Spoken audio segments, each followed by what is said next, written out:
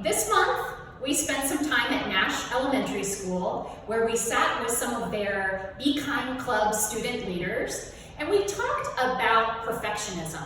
And we talked about what perfectionism has to do with kindness. And actually what we learned was that perfectionism, and perfectionism means, of course, this idea that we shouldn't make mistakes, that we should always know what we're doing, and we should do things perfectly, that actually is a huge barrier to kindness. I really enjoyed my conversation with the students because what they really understood was that in order to grow, not just as children and not just as students, but as adults and throughout our entire lives, we have to be willing to stretch ourselves. We have to be willing to challenge ourselves. And if we're afraid of always having to be perfect, we're not going to do that. I know that many of you at your schools talk about growth mindset, and growth mindset is absolutely vital for the practice of kindness. So I asked the students, well, first I showed them this picture, and I asked them, you know, if things went like this straight line, really smoothly all the time, and things were easy, would we really need to worry about, you know, learning these kindness skills? And the students agreed that we probably wouldn't have to worry about it so much.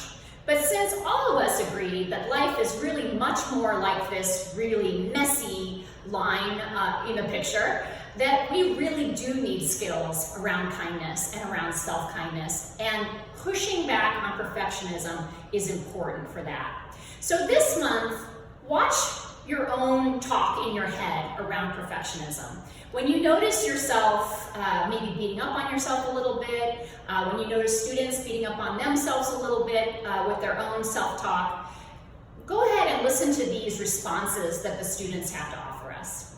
When my sister is feeling hurt, when she's trying to be perfect, I give her a hug and say, everybody makes mistakes. You have to be kind to yourself to be kind to others. At the end of every day, I am still happy even though my day wasn't perfect.